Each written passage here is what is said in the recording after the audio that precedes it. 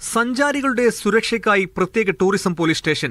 തമിഴ്നാട് പോലീസുമായി ചേർന്ന് സംയുക്ത ഇടപെടൽ. ക്രമസമാധാനം, ഗതാഗതം, അനധികൃത വഴിയോര കച്ചവട സ്ഥാപനങ്ങൾ, മാലിന്യ പ്രതിസന്ധി എന്നിവയ്ക്ക് ഉടൻ പരിഹാരം.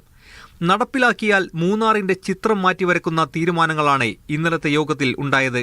മൂന്നാറിനെ കൂടുതൽ മനോഹരിയാക്കി ലോകത്തിന്റെ മുമ്പിൽ അവതരിപ്പിക്കാനുള്ള പരിശ്രമങ്ങളുമായി സർക്കാർ മുന്നോട്ട് പോകും. കേരളത്തിന്റെ ഒരു ഭാവി ഇനിയുള്ളത് ടൂറിസത്തിലാണ്. പല മേഖലയിലും നമ്മൾ തിരിച്ചറിഞ്ഞ് നേരിട്ടുകൊണ്ടിരിക്കുകയാണ്.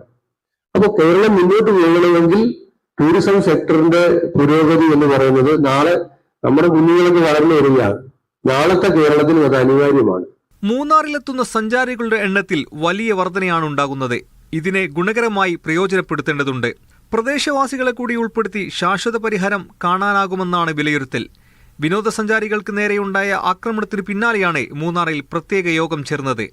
മന്ത്രി വിളിച്ചു ചേർത്ത യോഗത്തിൽ ജനപ്രതിനിധികളും വിവിധ സംഘടനാ പ്രതിനിധികളും പങ്കെടുത്തു. മീഡിയ 1 ഇടുക്കി.